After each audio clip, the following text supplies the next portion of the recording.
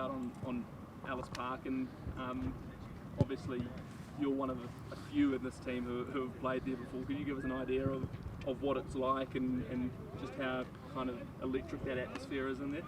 Yeah, I think electric is the word that sums it up. It's an amazing place to play. Both teams have played amazing rugby there before. Been lucky enough to play in some really hard, tough games there. I think back to 2013 straight away, and it had everything. It had, South Africa scored a couple of tries early, and we managed to come back in the end. But it's a cool place. It's got massive amount of history. You don't have to go too far back to '95. So as All Blacks, we understand what it means for South Africa to play at Ellis Park. But at the same time, it's one of the places that you love to play as a player, and it's awesome because the drive-in is loud. Both team supporters are banging on the bus and saying a few things, so it does have that feel about it, and this week definitely has that feel too. Would it be extra significant in a way, given the recent form, if you were able to turn it around at a fortress like Ellis Park? Yeah, we get to play some amazing places, and Ellis Park is that. So you always want to go out there and put your best foot forward, and ideally we always want to come away with a win. But the best thing we've actually been doing this week is worrying about ourselves, worrying about what we can control. If we go to the process, hopefully we get that result in the end. But if you worry about the result, you probably forget about the little things that you got to do from the first minute, and you got to carry on that momentum throughout the whole game. Any particular reason why you didn't go to Ellis Park today for the captains? You guys comfortable that you know the place well enough? More the fact that just if we went, we probably would have got caught in a bit of traffic on the way back. So we've had an awesome time here. The school's been amazing. They've been very accommodating for us. So we just thought we could get what we needed here. And as you said, most of the boys have been there at different stages, whether that was through Super Rugby or Test matches. How extra significant has the leadership group, and maybe your role as a senior leader in this team, how extra significant has it been in a week like this when there's pressure and the outside noise and everything? Yeah, there's always pressure. There's always a little bit of outside noise. But the main thing for myself as a leader, as a senior player in this team, is I've got to sort myself out first. I've got to train well, which will set me up to hopefully go out and play well. Besides that, it's actually passing on some of the knowledge of being at altitude. I know we were halfway, 3/4 of the way up the mountain last week, but this week it's a little bit higher. So just a couple of little tricks of the trade. Make sure you're really hydrated before you get out there. You're going to have a dry mouth. It's going to be hard to communicate because of that. So making sure that we're communicating with different eyes. So passing on some of those things. But it's actually just trusting the boys and not overloading them with information, making sure they've got enough, but they still go out there and trust themselves and play nice and clear. What's the keys against a forward pack like the Boks, Sam, with the amount of sort of experience they have there? Yeah, it's the same as last week, and everyone knows they've got a good scrum, they've got a good maul. The big strong guys, they love to create momentum and get downhill. So for us, we've got to go out there and stop that.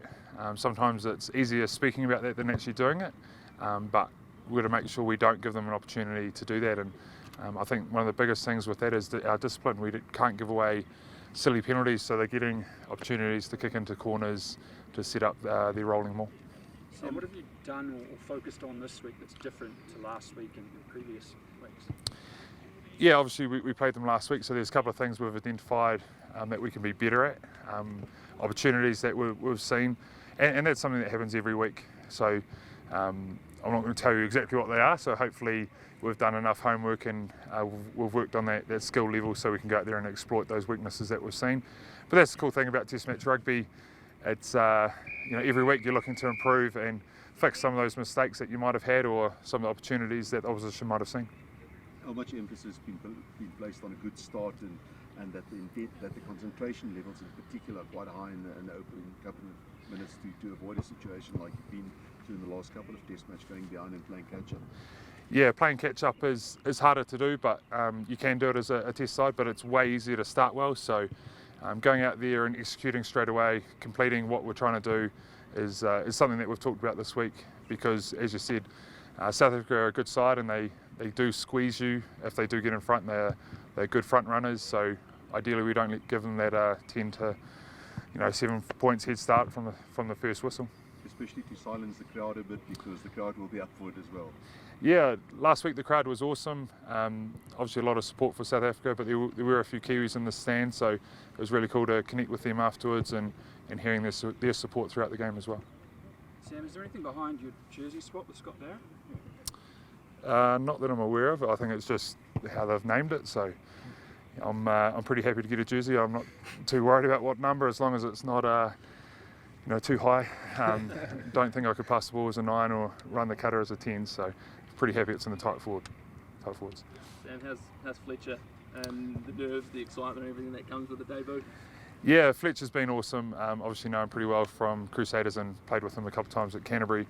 He's no fuss, and he's been great the last couple of weeks. He's just got stuck into his work. He's asked the right questions at the right time, but at the same time he hasn't expected all the answers to come his way. He's gone and found them, and I'm looking forward to him getting out there. I'm sure he'll get out there at some stage, and it'll probably be the first of many. Like, I've been very impressed with how he's performed last week and also this week. Sam, you've never been through a run like this in your All Blacks career. How different is it to deal with, and particularly the mental elements of just being in a bit of a funk and having to flick out of it? Yeah, you are right. Haven't had this many losses in a few games, but I think the main thing is always going back to what I control, and the first thing I always look at is myself. So can I be better? Where can I be better? And when I say that, I'm looking on field, but also off the field. There's always a great week to prepare. There's always little things to do and improve on, whether that's a skill-based thing, a fitness thing, a mental thing, like you say. So that's the first thing. I've had some great leaders that I've played alongside and under, and they've all gone out there and sorted themselves out first. So that's what I've been trying to do these last couple of weeks. Sam, I know you've said you guys have been able to avoid a little bit of the noise. What's it been like to see your families back home? Have they been able to sort of keep clear of it? My wife's got 3 kids at home by herself, so I don't think she's watched the news for a few weeks with me being away. But they're really supportive, as all family members are.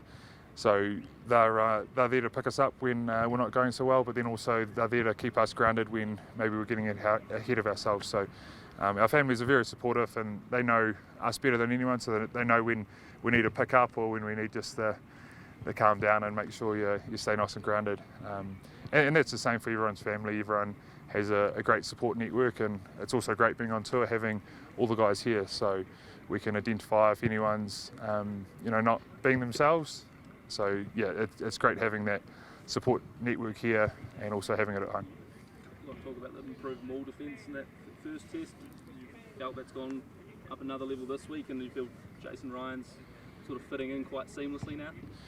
Yeah, we've got to get better from where we were as well. Like, yeah, there were some improvements last week, but at the same time, there were things that we didn't quite nail off. So, and that's the thing about Test match rugby. You can't get sick of nailing the basics, and that's one of the basics that we have to nail as a forward pack. So, looking forward to the challenge this week around that.